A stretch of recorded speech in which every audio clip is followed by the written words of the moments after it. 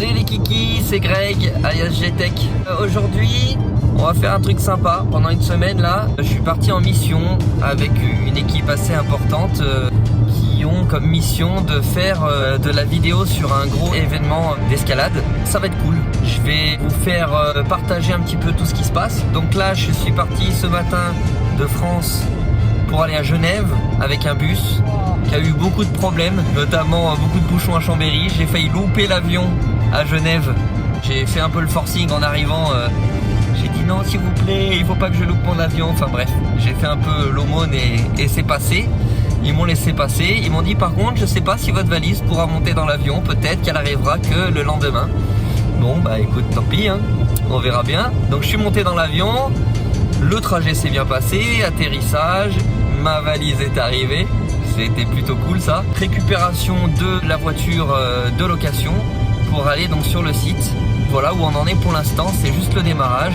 Vous allez voir, il y a pas mal de trucs sympas qu'on va voir ensemble au fur et à mesure de l'avancée du projet. Du coup, c'est un projet que je fais avec la société Poké Production qui ont ce beau projet à faire là pendant 5 jours en Grèce. C'est plutôt cool, on va partager ça ensemble. Et puis je vais essayer de faire pas mal de petites vidéos au fur et à mesure de l'avancée. Allez, bisous!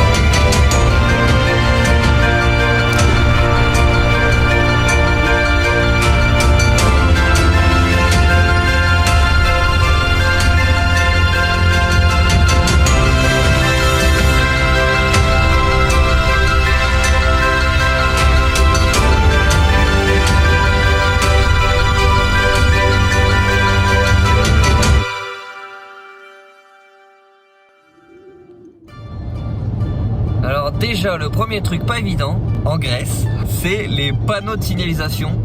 C'est tout écrit en grec. Du coup, c'est un peu chaud bouillant à lire et à comprendre. Heureusement, j'ai mon téléphone qui fait le GPS français. Donc avec l'image et puis l'indication de la voie en français, c'est un peu plus facile. Là, du coup, le véhicule, c'est une Jeep Renegade ou un truc comme ça. Il me semble un truc comme ça, c'est sympa. C'est un mini 4x4 qui est plutôt cool, relativement récent. Et du coup, c'est pratique parce qu'il y a limiteur de vitesse et tout ça. C'est plutôt cool. Par contre, un truc hyper relou sur leurs autoroutes là, c'est que la vitesse, elle change toutes les 2 secondes. T'as un panneau qui te dit 120. Genre 50 mètres après t'en as un autre qui te dit finalement c'est 110 au milieu et 120 sur le côté. Et puis après t'as un autre panneau 100 mètres plus loin qui te dit bon là on est à 80. C'est infernal pour le limiteur, faut le toucher tout le temps, c'est un peu relou. Mais voilà quoi. Donc du coup pour l'instant on est plutôt confort. Arrivé, je suis parti quand même ce matin à 5h10. Là il est 17h18. En France, il est 16h18. Arrivée prévue vers 19h, a priori, sur le point de là où je dois aller. Et puis voilà, ça va être cool. Allez, on continue.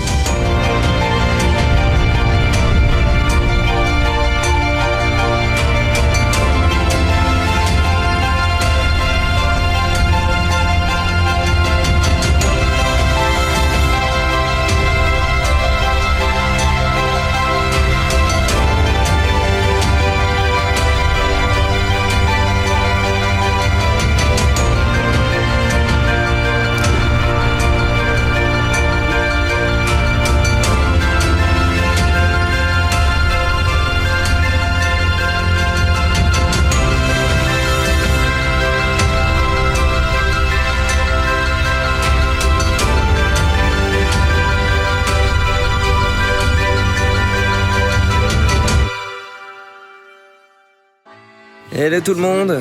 Bon, j'ai pas fait de vidéo hier, trop de travail. Petite vidéo pour vous montrer un petit peu ce qui se passe sur place. Là on est donc il y avait le premier jour, c'était le voyage, deuxième jour montage, troisième jour là c'est un petit peu le début de l'événement, tout doucement, ça commence à finir le montage et puis les gens commencent à arriver. Du coup là il y a petit déj, je vais vous faire voir le petit déj. Donc déjà là on est tranquille sous la grande tente. Il y en a plusieurs comme ça, je vous ferai voir après. Et regardez ça. Figues, un truc fait maison, je sais pas trop ce que c'est. Un peu de maïs, un petit cake, de la tomate, des fraises, du fromage blanc avec du miel. Petite baguette de pain, le chocolat chaud. assis tranquille dans les transats. C'est plutôt pas mal quoi, franchement, on est bien.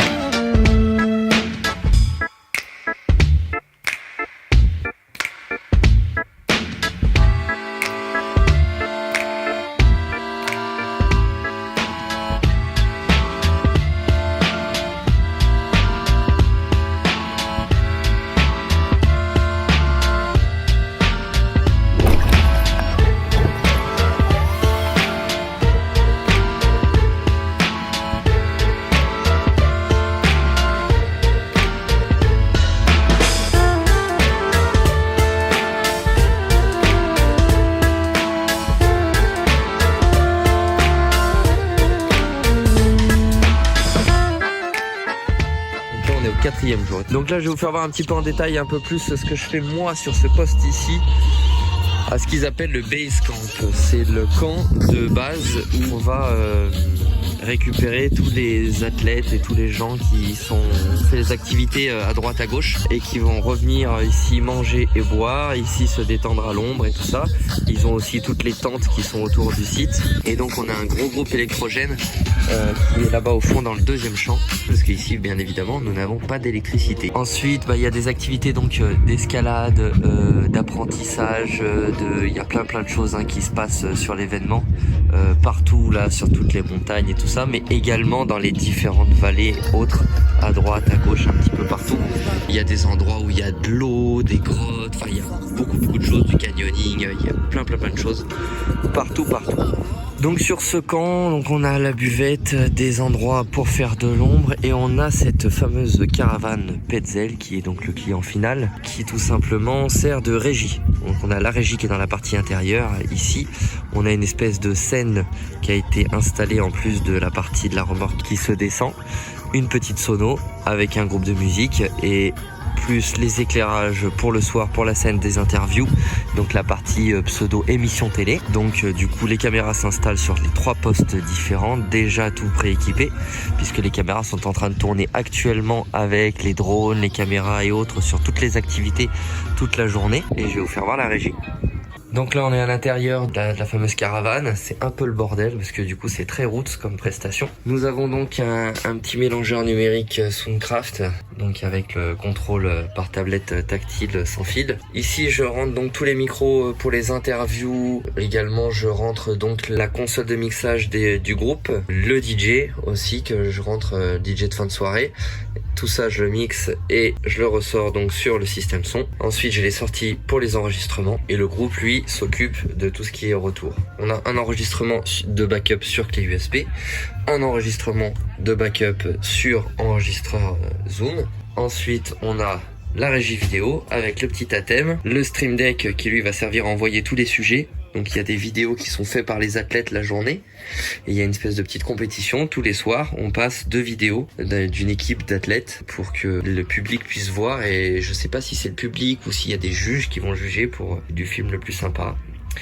Ensuite, donc la régie avec toutes les cams qui arrivent ici ainsi que l'ordinateur pour les sujets vidéo, un recorder de secours pour l'enregistrement du programme, les intercoms, une petite lampe de secours au cas où. Et voilà, on a fait, c'est une petite installation très facile, très rapide pour faire donc cette petite émission télé qui a lieu donc juste ici et ça alterne avec le groupe de musique et donc le programme est projeté sur un vidéoprojecteur qui vient projeter sur la caravane. Donc voilà quoi, cette caravane elle sert un peu pour tout le monde.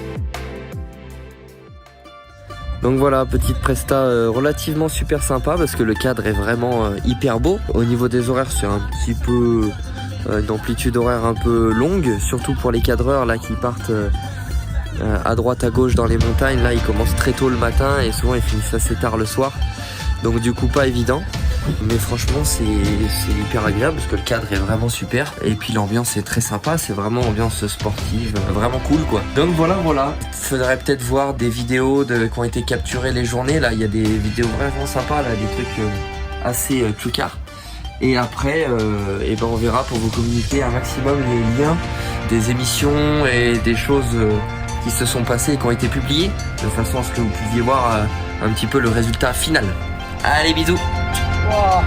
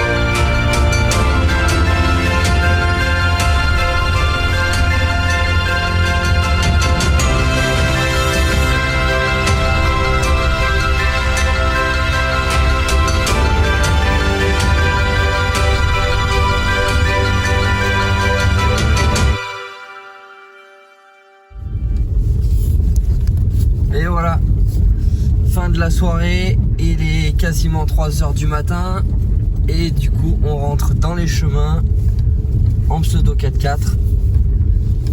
Hop là, avec la Jeep. Hop là. Pas facile la route, mais ça se fait. Alors, petit tour technique rapidos.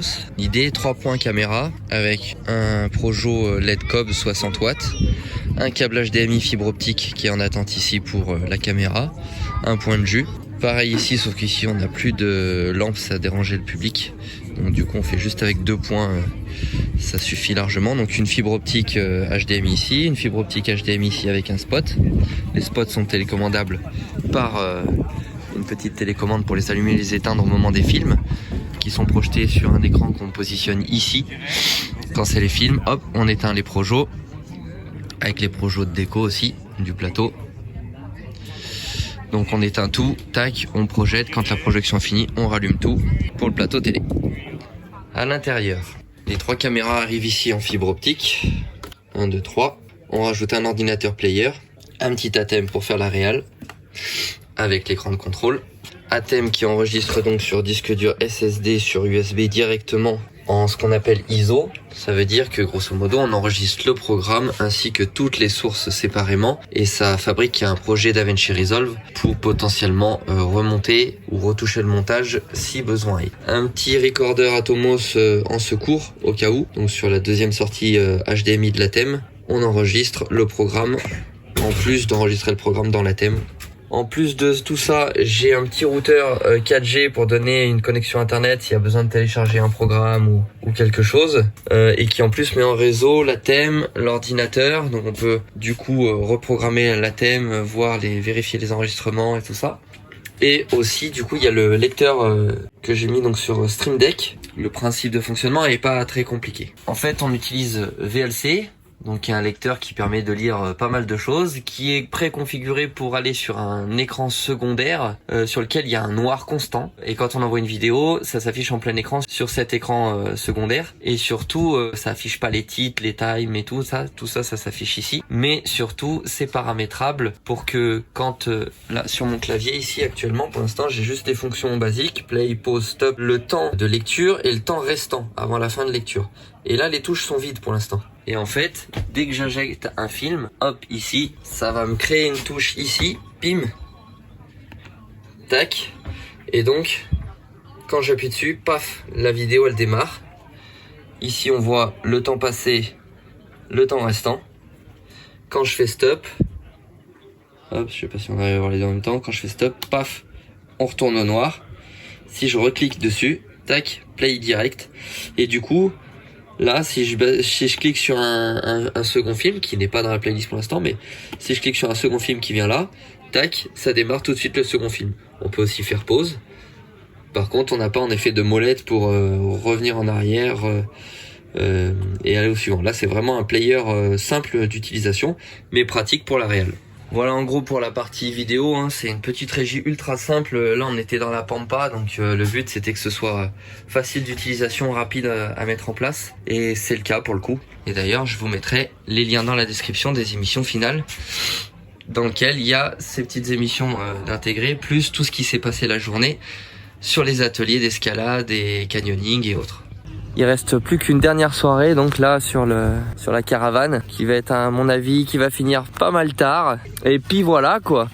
J'espère que tout ça, ça vous aura plu. Ça vous fait faire un petit tour un petit peu avec moi dans mes différentes aventures et prestations. Ça vous donne un peu l'image de mon quotidien, sachant que je vais pas tous les jours en Grèce non plus, hein, attention. Hein. Il y a beaucoup de travail en salle, des concerts en intérieur et tout ça qui parfois sont plus sympas techniquement peut-être, mais peut-être moins sympas au niveau du cadre. Voilà.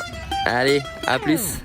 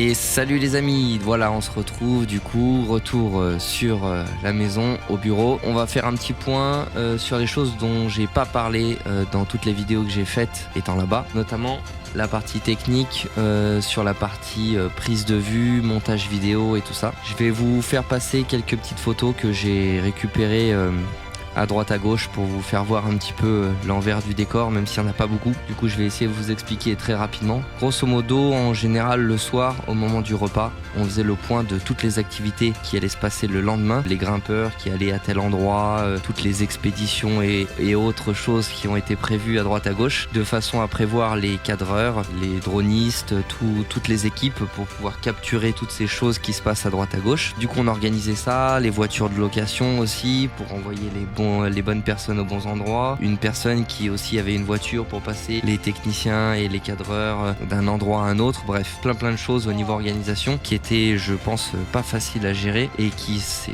franchement bien passé. Ensuite on avait dans une espèce d'école qui était finalement au centre un petit peu de tous les lieux qu'il y avait pour cet événement, un espèce de QG dans lequel il y avait la partie montage vidéo et stockage de toutes les rushs qui arrivaient de partout. Ils étaient 2 ou 3 la plupart du temps dans cette salle pour du montage, pour du stockage SD, il y avait plein de choses. L'idée c'était en fait les cartes arrivent, elles sont backupées et ensuite le monteur dérush et fait les différents montages pour les différentes choses qu'il y avait à faire, parce qu'il y avait beaucoup de choses. Il y avait tout ce qu'il y avait pour les médias, les 3 émissions des 3 jours dont je vous mets les liens dans la description de façon à ce que vous puissiez voir le résultat final de ce que ça donnait. L'idée c'était, je pense, surtout la rapidité et la qualité. Il fallait que le produit soit chouette puisque du coup le matériel sur place utilisé était quand même de qualité assez élevée. Pour la prise de vue, c'est principalement du matériel Sony qui a été utilisé, donc il y a A7S3, FX3, FX6 et il y a aussi une RED qui a été utilisée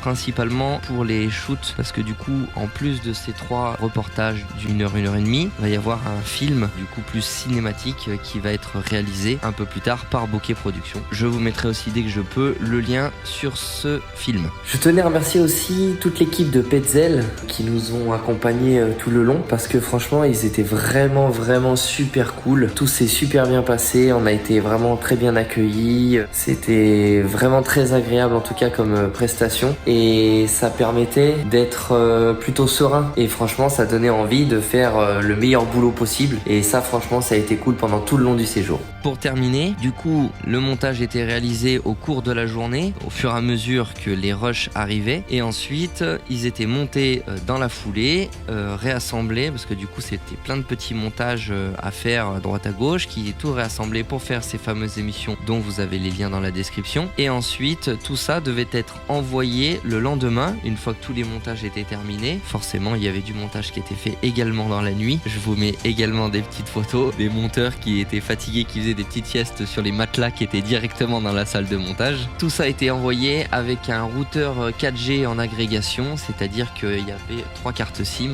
dedans et on cumule la connexion des 3 cartes SIM. Malheureusement, ce système, alors on ne sait pas si c'est l'appareil qui était défaillant ou si vraiment c'était le réseau qui était défaillant. Le système n'a pas fonctionné super. On avait une connexion qui était vraiment extrêmement faible et très instable. Du coup, ça nous a permis d'envoyer les émissions, mais par exemple les 1 heure, 1 heure et demie d'émissions que vous avez en lien ont vraiment mis plusieurs heures à se uploader. Ça a été assez compliqué et d'ailleurs le premier jour on a enfin réussi à uploader la petite roue de Fanny qui était contente qu'on ait enfin réussi à uploader cette fameuse première émission. Les jours suivants on a essayé d'autres techniques, de mettre par exemple le boîtier 4G au milieu de la cour de l'école pour voir si le résultat était un peu meilleur. A priori il y a une petite amélioration mais c'était pas fou. Voilà. Mais bon, opération réussie, les 3 émissions ont réussi à être postées, beaucoup d'images ont été capturées, envoyées pour les réseaux sociaux, pour plein de choses, voilà, il y a eu beaucoup de choses de réaliser. Et donc ce film qui va arriver un petit peu plus tard, qui du coup sera un petit peu l'accomplissement de tout cet événement, en tout cas technique vidéo pour le coup. Il faut savoir que du coup toutes les images quand elles arrivaient, elles étaient dérochées par le monteur qui lui n'était pas avec les équipes de tournage, donc